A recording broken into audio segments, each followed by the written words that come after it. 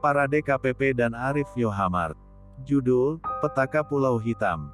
Penulis, Titus Artemius. Genre, horor. Jumkat, 1014 kata. Chapter 9. Pia terkesiap, saat menyaksikan kejadian yang terlukis dalam benaknya. Pisau belati yang tergenggam di tangan lelaki berseragam tentara itu berkelebat cepat. Pia bahkan sampai menutup mata, seolah-olah kejadian itu terjadi di depan matanya. Sosok wanita menyeramkan yang wajahnya tepat berhadapan dengan wajah Pia, tiba-tiba saja menjauh, dan perlahan memudar menghilang dalam kegelapan malam. Pia merasa tubuhnya lemas, seolah tak ada lagi tulang-tulang yang menopang tubuhnya. Gadis itu ambruk di atas pasir pantai. Panca juga Ayu yang melihatnya langsung berlari mendekat, kaki-kaki mereka tak lagi terasa berat. Panca segera saja memeluk Pia yang tak sadarkan diri, dan menggendongnya kembali menuju tenda diikuti oleh Ayu. Pemuda itu bertanya dalam hati, apa yang sebenarnya terjadi pada Pia. Sesampainya di tenda, Panca segera menidurkan Pia. Sebaiknya kita bertiga berada dalam satu tenda, malam ini.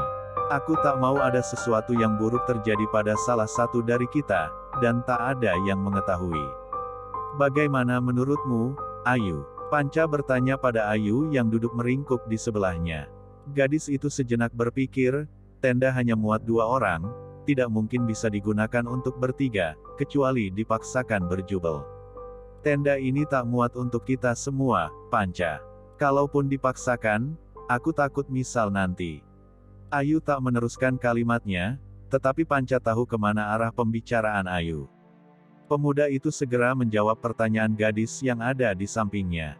Tenanglah, aku tak akan berbuat aneh-aneh.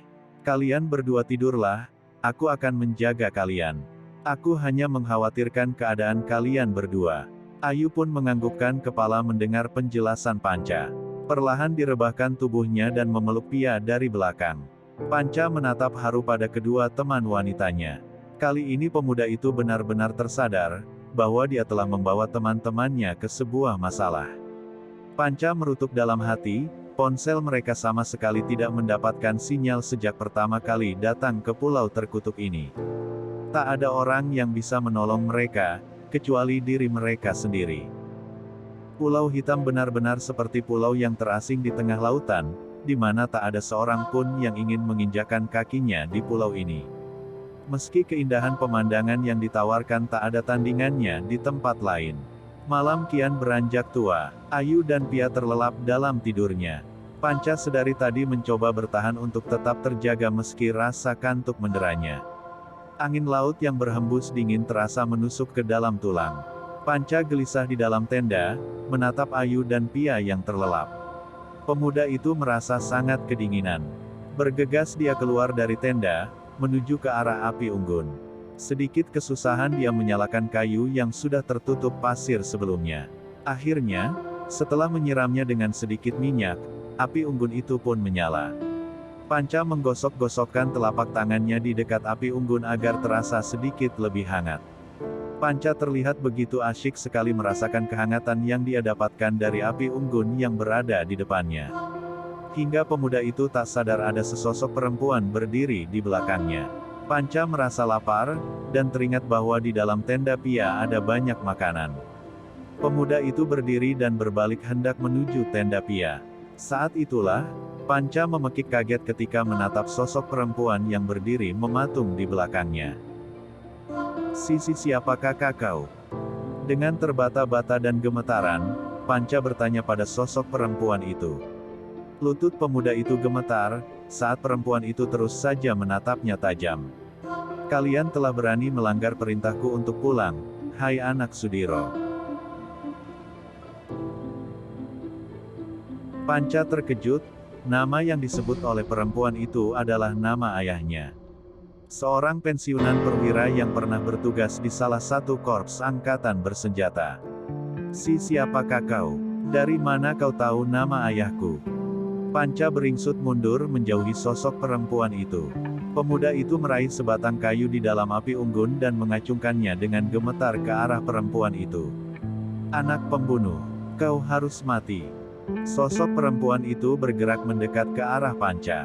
Pemuda itu dengan sisa keberaniannya mencoba menghalau sosok perempuan yang semakin dekat ke arahnya dengan batang kayu api unggun dalam genggamannya. Namun, seolah-olah batang kayu yang menyala itu seperti menusuk udara kosong. Kau harus menyusul anak Sucipto yang telah mati lebih dulu. Kau harus bernasib sama seperti dirinya, mati di pulau ini.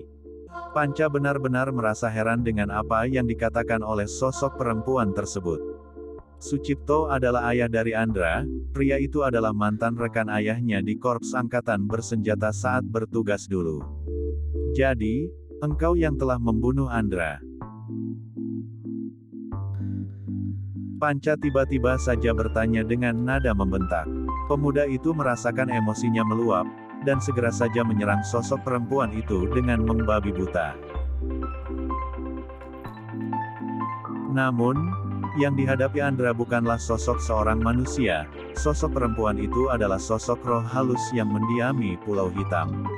Tawa cekikikan menggema di tengah malam, saat Panca yang sudah terlihat frustasi semakin tak terarah mengayunkan batangan kayu api unggun yang menyala dalam genggaman tangannya ke arah perempuan itu. Panca yang berteriak-teriak seperti orang kesetanan, terlihat begitu emosional. Teriakan Panca terdengar hingga ke dalam tenda, di mana Pia dan Ayu tertidur pulas. Pia yang mendengar teriakan Panca segera membangunkan Ayu yang tidur memeluknya dari belakang. "Ayu, bangun!" Panca berteriak-teriak di luar tenda. "Bangun, Ayu!" Gadis itu menggoyang-goyangkan tubuh sahabatnya agar terbangun. Namun, Ayu yang memang sudah terlalu letih dan lelah tak juga membuka mata dan hanya menggeliat-geliat. Pia yang sudah tidak sabar, sekaligus khawatir dengan keadaan Panca, segera saja berlari keluar tendanya. Gadis itu melihat Panca yang seperti orang gila berteriak dan dengan membabi buta mengayunkan kayu yang menyala ke segala arah. Tak ada siapapun di hadapan Panca yang dilihat oleh Pia.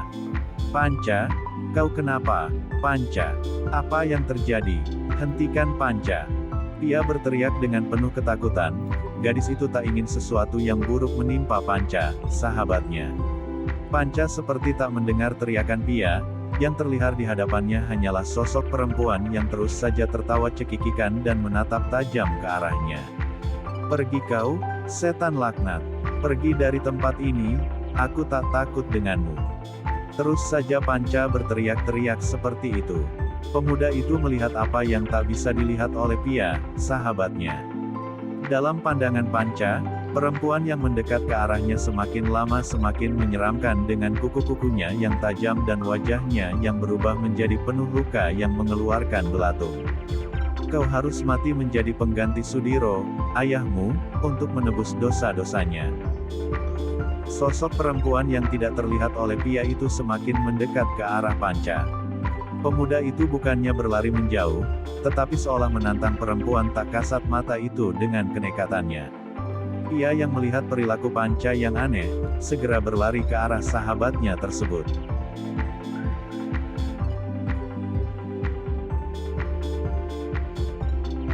Bersambung dulu ya, sahabat Arif Yohamar.